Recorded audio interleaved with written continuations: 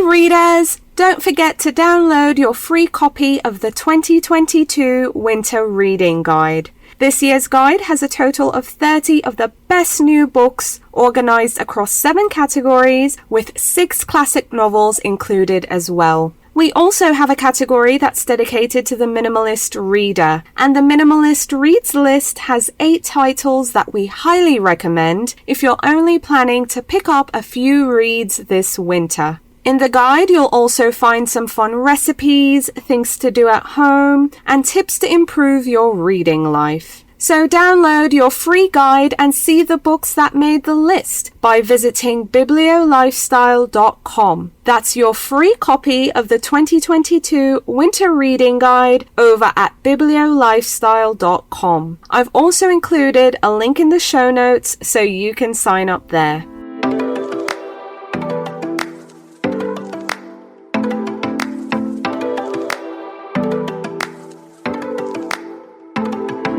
Welcome to The Reader's Couch, a podcast that brings you lively conversations with some of your favorite authors and bookish personalities. Over here, the couch is always booked, but I've moved some books to the side table and fluffed some cushions so I can welcome a guest or two to come lounge with us. Today on the couch, we have 2 readers who've decided to come lounge with us and share their top 10 books of 2021. In part 4 of our 6-part Top 10 Books of 2021 series is Kelly Hooker. She's the bookstagrammer behind the account kellyhook.readsbooks on Instagram. And Kimberly, she's the creator behind the account reading.wonderwoman on Instagram. So stay tuned to discover and learn more about the books that made their top 10 list. A Southern historical fiction novel to keep on your radar is The Saints of Swallow Hill by Donna Everhart. Set in North Carolina and Georgia in 1932 during the Great Depression, readers are transported to turpentine camps buried deep in the vast pine forest. In the novel, we meet Raylyn Cobb, who, after performing an act of mercy on her husband, must leave town to keep herself from going to jail. So she disguises herself as a man and heads to a turpentine camp in Georgia named Swallow Hill. While at the camp, she meets and takes a liking to Delwood Reese, a drifter who's come to Swallow Hill hoping for his own redemption. And Swallow Hill is no easy haven, and together they try to make the camp better for workers. But for Raylyn and Del to have a future, they will need to confront their past. The Saints of Swallow Hill by Donna Everhart is a transportive and captivating story of friendship, survival, and love that's equally heartbreaking and heartwarming. The Saints of Swallow Hill by Donna Everhart is being published by Kensington Books, and it's a captivating Southern historical novel you really don't want to miss. An atmospheric and historical novel with hints of a murder mystery to add to your reading list is Beautiful Little Fools by Gillian Cantor. The novel reimagines and features characters from the classic novel The Great Gatsby. But instead of Gatsby's original narrator, Nick Carraway, we get to see the story from the perspectives of the women involved. Alternating between Daisy Buchanan, Jordan Baker, and Catherine McCoy, their stories unfold in the years leading up to that fateful summer of 1922, when all 3 of their lives are on the brink of unraveling, and each woman is pulled deeper into Jay Gatsby's obsessive world. Beautiful Little Fools by Gillian Cantor revisits the glittering jazz age, and it's a quintessential tale of money, power, marriage, friendship, love, and desire, and also the murder of a tormented man. Beautiful Little Fools by Gillian Cantor is being published by Harper Perennial, and it's an atmospheric historical novel you really don't want to miss. Hi readers, welcome again to The Reader's Couch. I'm your host, Victoria Wood, and here on the couch with me is Kelly Hooker. She is the bookstagrammer behind the account Kelly Hook kelly.readsbooks over on Instagram, and she's an audiobook enthusiast, the creator of some really fun seasonal guides. I loved her fall guide, you guys. And she's a book club host. She also does author interviews. She's just into all things books. So please welcome to the couch, Kelly Hooker. Hey, Kelly. Hi, Victoria. Thank you so much for having me. I'm just thrilled to talk about our favorite books of 2021. Yay, same here, and I can't wait to hear about your favorite books. But before we get into the pages, I would love for you to introduce yourself to listeners. Tell us who you are, where they can find you, what you have going on. Just spill all the tea. Sure. As Victoria mentioned, I'm Kelly Hooker, and I'm an avid reader and bookstagrammer at kellyhook.readsbooks on Instagram. I'm a mom of 2 toddler boys, and then I work part-time as a speech pathologist at a children's hospital. I try to squeeze as much reading in while my boys are napping, and I listen to a lot of audiobooks. It's just an audiobook season for me, so I get a lot of my books in that way. And as Victoria mentioned, I create seasonal reading guides as well as host book clubs with author chats on Instagram. Yay! Super happy that we could connect, Kelly. So let's talk about your top 10 books. What's the first book on your list? Yes, this is my favorite book of the year. It is These Silent Woods by Kimmy Cunningham Grant. This came out November 16th. And I did have a hard time narrowing down my top read of the year. But at the end of the day, this novel has so much heart and it just has to take the top spot. The story follows Cooper and his young daughter Finch, and they seek solace and safety in the Appalachian wilderness, and they're hiding out from the world in this remote cabin, and we're not really sure why they're living off the grid, but it's just clear that they cannot be found. And throughout the story, one of the things I loved most was this steady sense of foreboding, and it's just palpable. It looms over the pages, and the novel explores grief, loyalty, and sacrifice in just such a beautiful way. I think I would classify this novel as a slow burn suspense or literary mystery. It's kind of been marketed as a thriller. I don't see it that way. It's a slower pace, but the ending is so staggering and worth the wait. It made me audibly gasp, and I still get physical chills every time I think about it. I'm not a rereader, but I do plan to reread this one again because I think the whole book will take on a new meaning with the knowledge of the ending.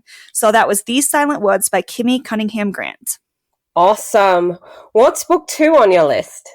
I gave some awards to each of my books here. So the award for Most Original Premise goes to Greenwood by Michael Christie. This was published late February 2020. And because of the release time right before March 2020, this has kind of flown under the radar. And I really wish more people would know about it. So here we go. This is nothing short of a literary masterpiece. It just feels like this instant classic. And the book is difficult to describe because it's genre bending. It's part literary family drama, part near-future dystopia, and part historical fiction. This is a sweeping family saga, and it's a cross-section of one family's history over the course of 100 years. So what makes this premise so unique is how the story is structured. So the timeline resembles concentric rings of a wood grain cross-section of a tree. So we begin in the 1900s, and then we work our way to the present day at the center of the tree, and then back again to the 1900s. And each ring or family generation felt like its own little book within a larger novel. It took a while to see how everything comes together, but when it did, it was brilliant. So I just want to shout out Greenwood by Michael Christie from the rooftops. Well, I have that book on my shelf, Kelly, and now you're making me feel like I need to take it down. Oh, good. I'm so excited for you to get that into your hands. Yay! Okay, what's book 3? The Most Unforgettable Protagonist Award goes to We Begin at the End by Chris Whitaker. This came out March 9th, and this is a top read of the year for me as well, top 3. This was blurbed as an instant classic, and I wholeheartedly agree. The story follows a year in the life of 13-year-old Duchess Day Radley, and she's this self-proclaimed outlaw. She tries to protect her family from a convicted killer that's moving back to town. And Duchess is this feisty little thing. She's so easy to root for, and she's really the most memorable protagonist I've ever read in fiction. She has this hard exterior because of the trauma that she suffered, but she's just so big-hearted and resilient. This is a coming-of-age crime story, and the whole cast of characters just comes alive. It's so rich. It's a heavy read, but I love the themes of sacrifice, found family, and redemption. This story made a home in my heart, and it's one that I just keep thinking about. And that is We Begin at the End by Chris Whitaker. I read that one this year too. Absolutely loved it. So I was so happy to hear that one was on your list too. Yes, it's unforgettable. Book 4. This is the most unexpected surprise, and it is The Bad Muslim Discount by Syed Masood. This came out February 2nd, 2021. And why it was so surprising is because based on the cover, I thought this would be more of a lighter story. It kind of looks like a rom-com cover. It's brightly colored, but this is not that at all. It's such a perfect mix of heart and humor. The Bad Muslim Discount follows two families from Pakistan and Iraq in the 1990s to San Francisco in 2016. And Masood tackles some tough topics like assimilation and xenophobia following 9/11, complex family relationships, but he does so with a light touch. He's an Own Voices author, and it was really interesting to learn how his own life was reflected in the story. This book had me laughing out loud, which I rarely do while reading. I'm a pretty stoic reader. But also, I was simultaneously tabbing in my book all of these quote-worthy passages that had such wisdom and universal truth. So he struck a balance that I think is really hard to strike. I just love that he created a unique story with characters that were flawed but so endearing as they sought to find. Well, I love how he created such a unique story with characters that were flawed, but so endearing as they sought to find their place in the world. And that was The Bad Muslim Discount by Syed Masood. I was fooled by that one too, because I actually read that one, and you're right, the cover has that very rom-com-y, feel-good kind of read, but at the same time, it's such a pleasant surprise when the book turns out to be not what you think it's going to be, but in an especially good way. So yeah, that one was awesome too. Yes. My next award is Extraordinary Audio, and it goes to Will by Will Smith. This just came out November 9th, and I wouldn't consider myself to be a huge Will Smith fan. I enjoyed The Fresh Prince and listening to Big Willie Style as much as the next millennial gal. I expected wit and charm and this, magnetic charisma, which I got in spades here. But what I didn't expect was this striking vulnerability and this really thoughtful introspection and a deep dive into his psyche and his mental health. He really just goes there and lays it all on the table. He discusses some heavy childhood trauma and how that led him to use humor as a coping mechanism, and really went into the motivations behind this determination that he's had his entire life. Will narrates the audiobook, and in my opinion, it is the best way to read this book. It's just such an immersive experience because it includes these musical interludes of gospel choirs from his childhood and hit songs from the 90s, some of which he does rap, and clips from The Fresh Prince of Bel-Air. So even if you don't consider yourself a Will Smith fan, getting a behind-the-scenes look into the TV, music, and film industries was just so fascinating to me. So that was Will by Will Smith. Wow. Okay, that one's on my TBR. I'm going to take your advice and do audio because, I was curious about it. I'm not the biggest Will Smith fan. No, I mean, he's iconic for all the reasons you stated. But now I'm thinking, okay, maybe audio is the way to go. Yep, I agree. I think it was just so unexpected. And like you said, I wouldn't consider myself a huge fangirl, but I still really enjoyed his story. Yeah, absolutely. Awesome. Okay, book 6. And the next award. Yes. The award is the most unsettling yet brilliant debut. And this goes to The Push by Ashley Audrain, which came out January 5th, 2021. So I read it almost a year ago. It was my first 5-star book of the year, but it's one that I'm still thinking about almost a year later. This is a psychological family drama that I simply could not put down. It follows Blythe Connor, who's a young mom, and she has difficulty connecting with her daughter Violet after Violet's born. And as Violet grows, so do Blythe's concerns, but nobody else really seems to share them until a tragedy strikes. And Blythe can't help but wonder if these fears that she's had about her daughter have come to fruition or if it's all in her head. I just think this book is such a raw picture of motherhood expectations, and really the whole story is ominous and tense, and I could just feel it sitting heavy in my body as I was reading. The narrative structure is really unique. It's told in second person, so it feels like you as the reader are being addressed directly, but that made it I felt so connected to Blythe because of that structure, and it just made the story unique. I do hesitate to recommend the story broadly because it does deal with really the tenderness of postpartum life and mental health and generational trauma. But with that being said, I am a young mom who myself struggled with motherhood expectations after having my first son, but I'm still so glad that I read this because I could relate, and it just made me feel seen. So I thought this was a very compelling read, and that was The Push by Ashley Audrain. Awesome. Book 7. The Best Genre Switch by a Beloved Author award goes to When the Stars Go Dark by Paula McLean. This came out April 13th, 2021. And this is a gritty mystery, and it just felt like an emotional gut punch in all the best ways a 5-star book should. Paula McLean is best known for her historical fiction novels, and When the Stars Go Dark was definitely a departure for her, but it really worked. The story follows Anna Hart, who is a missing persons detective in San Francisco, and after a family tragedy, she heads north to this small town of Mendocino to escape it all. And while she's there, she's drawn into the case of a local teenage girl who's gone missing. This story is based on true missing children's cases, as well as Paula's own experience in the foster care system and as a sexual abuse survivor. So because of that lens, the story has such authenticity, and the vulnerability in the writing can really only come from somebody who knows what it feels like to rise from circumstances like these. She does such a great job sharing her own experiences and weaving true crime and fiction together. And I thought it was so well done. And that was When the Stars Go Dark by Paula McLean. You know, you're absolutely right. I know her for historical fiction, and I did see that book, never picked it up. It's on my shelf, though. So now I'm kind of inclined to say, okay, yeah, maybe I should give that one a go. That's the second book you've done that to me on now. Yeah, it's a slow burn mystery, but I thought it was great. If you're in the mood for something slower and a little more literary, it's fantastic. Amazing. Book 8.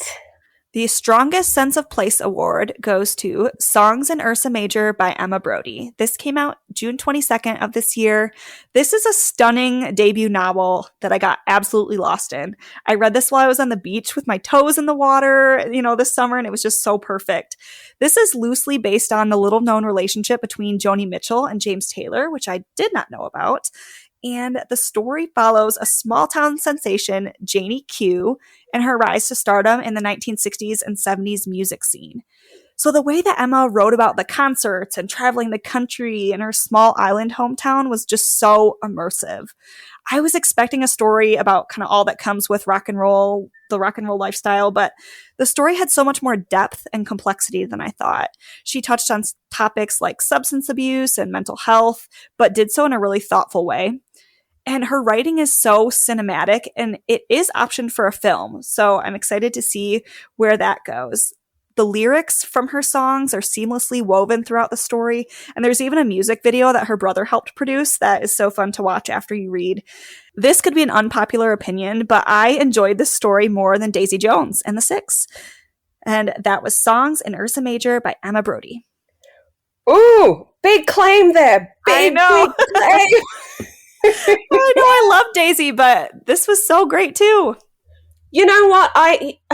I'm going to side with you here because I read Daisy Jones in the mix of it all. Or did I read it before? I don't remember, but I just remember it being so real to me. I was so drawn in. I was very captivated by it. I was like, wow. I was telling everyone about Daisy Jones. But when I read Songs in Ursa Major, I see what you're saying. Like, I know what you're saying because it was one of my top reads this summer. And while I didn't have my toes in the beach like you did, but no, I hear you, but I never thought of a comparison between Daisy Jones. But now that you've said it, now that it's out there, I think I'm with you. It was very captivating, very transportive. I was sold. And now hearing that they're going to, make a film of it, now I'm excited. Yeah, me too. And I do love Daisy. No shade on Taylor Jenkins Yes. Reid, but I just love that Emma was this debut author that took on this big story and it worked. Yes, it worked in all the right ways. Yes. Okay, so we have 2 awards left. What's the next book on your list? The award for most compulsively readable goes to Hostage by Claire McIntosh. This came out June 22nd of this year, and I think Hostage is the crime thriller of the year. This was so propulsive and high stakes. The story follows Mina, who's a flight attendant on the maiden voyage of this first nonstop flight from London to Sydney. And while she's airborne, Mina receives threats from this unknown assailant who is on the plane. Mina can either help coordinate a hostage on the plane or her only daughter is going to be killed. So I just love the tension here. Mina's faced with this impossible choice as she weighs the lives of all the passengers on board with the one life that she cherishes most at home. So the story slowly unfolds hour by hour on the flight, and I liked that setup because it just kept the tension so high. This was just perfectly plotted, and the ending was absolutely amazing. I also appreciated how the reason for the terrorism did not play into typical stereotypes. It felt really unique and original. This was just a smart, thought-provoking read and so much more than a popcorn thriller. I loved it. And that was Hostage by Claire McIntosh. I was turning the pages on that one. I don't think I could turn them fast enough. So I agree with you 100%. Yes, it was such a fun one. And the last award goes to... This is the best coming of age story, and the award goes to The Extraordinary Life of Sam Hell by Robert Dugoni. This came out April 24th, 2018. And I think Robert Dugoni is the master of the coming of age story. The story follows Sam from his childhood through adulthood, and Sam has a condition where his eyes are red, and this causes him to stand out in ways that he doesn't always appreciate. And we follow Sam from his days in elementary school and being bullied and just having a hard time fitting in to navigating the world as an adult who's found his way in life. The characters here are just so memorable. I want to hug them all. I just love this story, and I read it again last January, and so almost a year ago, and I still think about Sam. I just wish I knew him in real life, and this was incredibly well done. And that is The Extraordinary Life of Sam Hell by Robert Dugoni. And well, that's a new to me book, but I'm intrigued. So I think I might be adding that one to my TBR. Kelly, amazing, amazing. I love the awards. They were so original. This was so fun. Thank you so much for coming on the show and sharing your top 10. Thank you. I can't wait to hear about your top 10 as well. I appreciate you having me. Absolutely. Here to join us on the couch and share her top 10 books of 2021 is Kimberly. She's the creator behind the account Reading Wonder Woman on Instagram, and she's a voracious reader, active photographer, outdoor enthusiast, and joyous traveler who always has a book and camera in her bag. Please welcome to the couch, Kimberly. Hey, Kimberly. Hey there. Thank you so much for having me. Yay, I'm excited to have you here, you guys. Before I hit record, I was oogling her shelves and like, oh, I know that collection. I know that one. So we've been having a blast. But Kimberly, I want readers to get to know you the way I just did. So please introduce yourself to our listeners. Awesome. Well, thank you again for having me. I'm super excited about this. I am originally from Chicago, and now I'm living in the Pacific Northwest. So I am just outside of the Seattle area. And like Victoria just said, I always have a book with me, always have a camera with me. I actually just got back from a trip to California this morning. And so I'm excited to be here. I'm excited to talk books with you and, kind of ending the year here. So thank you for having me. Yay! I'm really excited to hear about your top 10 books for 2021. So let's get into it. What's book one on your list? So my top 10 is really in no particular order, but I will say book one is my most favorite of the year. And it is The Woman They Could Not Silence by Kate Moore. And she I have to say, Kate Moore is quickly becoming probably one of my favorite authors. She wrote Radium Girls, which is also one of my favorite books. And she just has an incredible way of storytelling for a nonfiction story. So The Woman They Could Not Silence is about Elizabeth Packard. I believe it was in the 1860s, and her husband basically put her in an insane asylum for being intelligent, for being an intelligent woman, for speaking her own mind, for, I think how she put it, he put me in here for thinking, is what she said. And it will make you rage and scream and cheer all the same. But it's an incredible book about an incredible woman. So if you are, I love books about, if I can say it, badass women in history.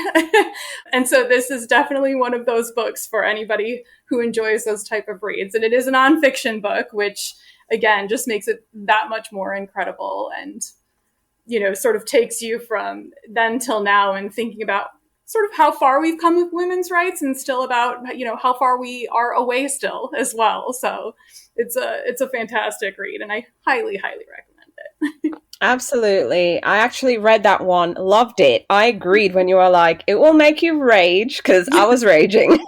Okay, but yeah, it still had you cheering at the same time, but also just be so grateful for where we are while also acknowledging, hey, we have a long way to go for sure. For sure. Okay, what's book 2? So The Great Circle, also fantastic book. I love the larger books that sometimes, somehow combine two different plot lines, two different timelines. So we're talking, the 1920s with Marion Graves and then 2014 with Hadley Baxter. And so Marion Graves is this woman who has always wanted to, fly a plane, sort of adventurous. And Hadley is sort of a child actor growing up in the Hollywood world. And Hadley ends up taking a role to play Marion Graves. And, you're at some time, throughout the book, you're like, where is this going to go? And it truly comes, full circle, pun intended, maybe at the end. And just a fantastic book with a really, really great ending. Amazing. What's book 3? Book 3 is The Invention of Nature. So probably not one that many people know. It's, again, I'm a big nonfiction reader, and it's a nonfiction book, and it's about the life of Alexander von Humboldt. And he was sort of a trailblazer. A lot of the names that we know are Charles Darwin, John Muir. He came before them. He sort of was, he befriended these others as well. And he was gifted and brilliant when it comes to sort of nature and kind of mapping out and starting a lot of what we know now of our environment and things like that. He sort of started the whole thing and just wildly brilliant and sort of, like a wanderer. He always challenged the status quo on everything. This was, gosh, I should have written down the year here, but, he saw the impacts, many, many years ago, saw the impacts that humans were making on the environment and things like that, even at that time. And so it was just an incredible story to hear about, all the trips that he made, all the books that he wrote himself. He was always giving more of himself for the greater good. And it was just a truly incredible story of someone I had never really heard of. Like I said, I knew the popular names of, Darwin and Muir and things like that, but learning about him was pretty incredible. Well, this is a new to me book, so I'm very intrigued already. So this one's The Invention of Nature by Andrea Wolf. Yes. Awesome. Book 4. So book 4, Yearbook, Seth Rogen. I would say this is sort of like the perfect comedic relief when you need it in a book. And I highly, highly recommend the audiobook. He narrates it himself. He's got all, his friends and the people who he talks about are also, in the audiobook with him. And, there's it basically kind of talks about stories of his life, like different things that he's done throughout his life. I will say, there is, if you have a problem with hearing about a lot of drug use, maybe it's not for you, but it is truly, if you like Seth Rogen and his work, it was a like laugh out loud, crying, laughing book too. And I would say, again, highly recommend the audiobook to listen to for sure. Yay, I love a good audiobook because sometimes, you don't have the time to sit down with the book. You're on the go or you're maybe in transit and it's not easy for you to read. So yeah, I like that. I like the audiobook recommendation for sure. Okay, halfway point. What's book 5? Seed to Dust by Mark Hammer. I sort of love his books. I read his How to Catch a Mole, I think last year.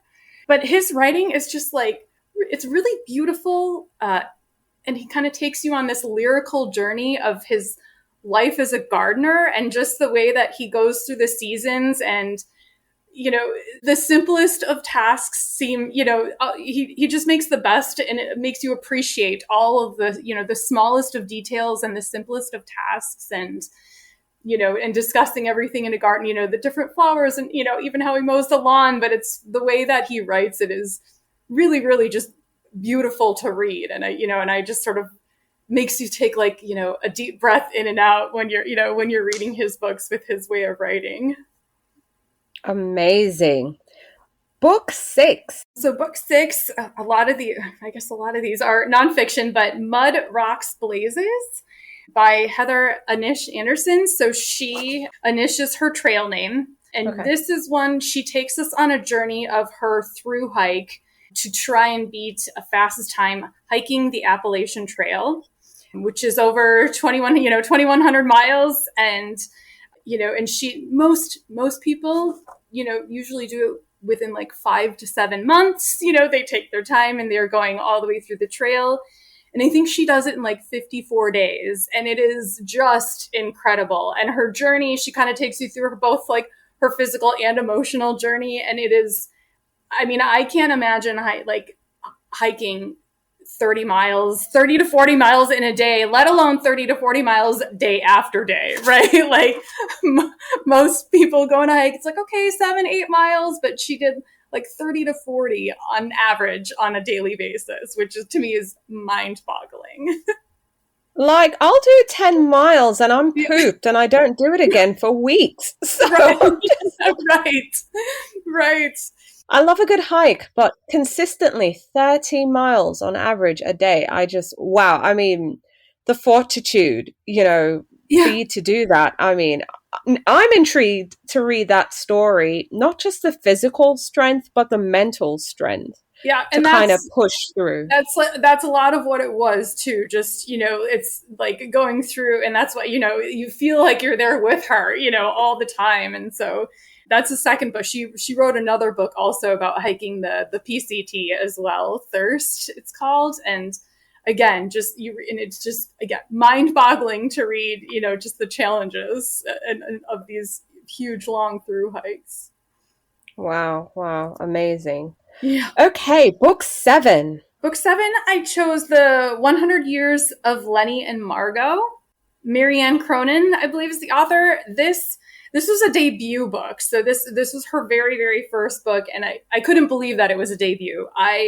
This is one of those, laugh, cry novels, like really, really sweet. Lenny is 17 years old. Margot is 83. Together, they're 100.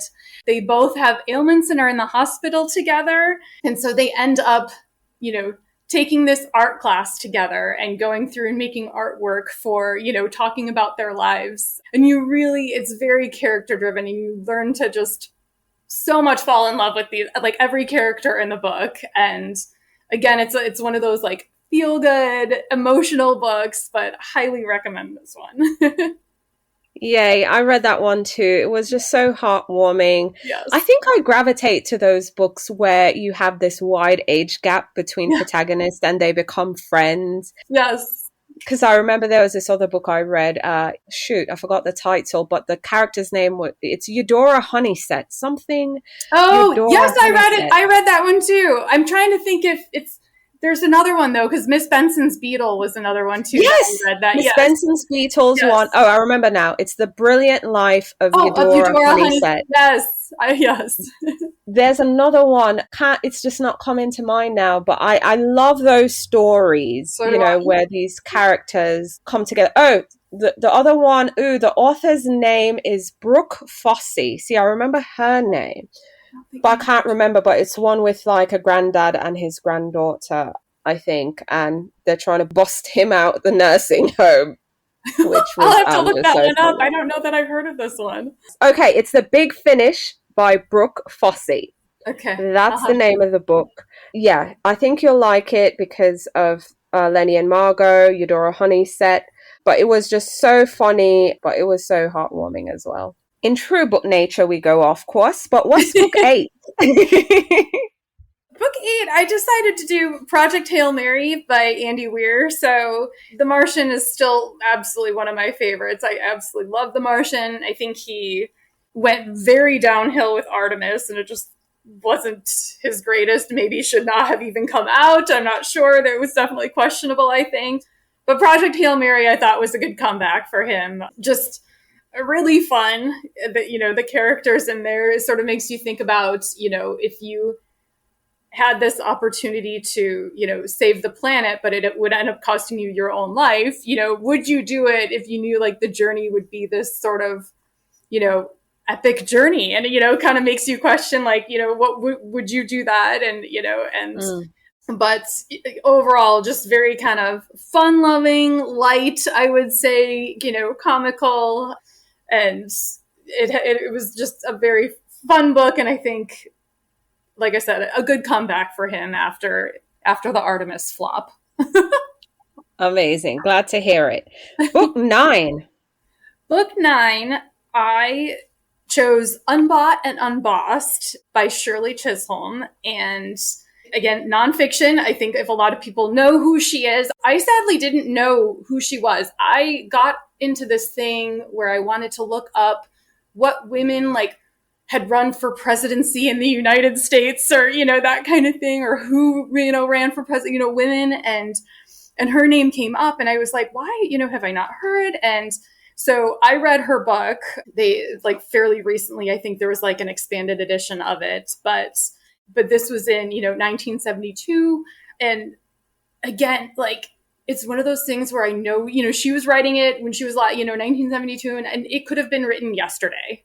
When it talks a lot about just pretty much everything that's going on in the world now that is, was the same back then, and sort of her journey in politics as a woman of color, and just, not only that, but, both, racial and sexual discrimination, who she was and running in politics. And I was just mind boggled. I think everybody should read the book. I really think everybody should read this book. I think I don't know how many pages I flagged with my little, darts to go back to remember certain sections and things like that. But, I was reading certain sections and I was like, this is literally no different. And we're in 2021, and it's crazy, but it was just a good book. And I wanted to learn more about her. And I'm glad that I did. I think she was a trailblazer for her time. And I think she, added stepping stones for, for women in politics and things like that, and women of color in politics. And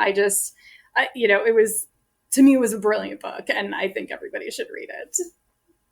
What's fascinating? It's just the contrast. It's like we started with a woman they couldn't silence, and we're saying, just how much things have changed. Yeah. And then now, On Bot and On Boss by Shirley Chisholm, and we're like, how much things have remained the same. So it's just, I noticed that contrast for sure. Just two badass women, doing different things, obviously, but yeah, just the different experiences, of course. Okay, so the last book on the list, book 10, is...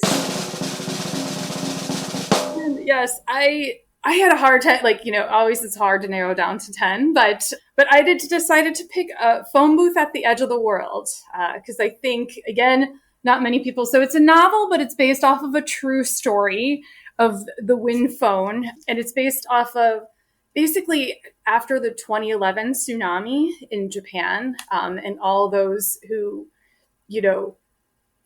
were dealing with the grief and loss of just so many people, and things like this. And so, but it's a novel, and so it's based off people who sort of make this, I want to say almost like emotional, but it's also physical. They make this, trek to go to the Wind phone, and it's like a little telephone booth that's there. And, you pick up the phone and it's, said that, on the Wind, those who have been lost, will be there listening to you, and you can talk to them. And it's just a really beautiful book, I think, of loss and grief and how we deal with those types of situations. And I thought it was just really sweet and really beautiful. Amazing. Kimberly, thank you so much for sharing your top 10 of 2021 with us here on the show. I loved hearing about the books. I mean, half of which were new to me. So that's also amazing. And I hope our listeners will take away a book or two from your list. Awesome. Thank you again for having me. This was fun. Readers, I had so much fun speaking with Kelly and Kimberly, and I want to thank them again for coming and lounging on the couch with us and sharing their top 10 books of 2021. Continuing in our top 10 books of 2021 series, 2 more readers will be lounging on the couch with us and sharing the books that made their top 10 list. So be sure to tune in. Thank you so much for tuning in to The Reader's Couch. You can find out more about the show and submit your questions for our guest by visiting our website, thereaderscouch.com. You can also connect with us on Facebook, Instagram, and Twitter at The Couch Is Booked. If you like the show, please subscribe, share, and take a few seconds to leave a rating and review. Next week, I'll be back with new guests, more books, and some fun games we can play. But until then, stay lounging, stay reading, and whenever you're in doubt, go straight to your local bookstore or library. Thanks for listening, and happy reading.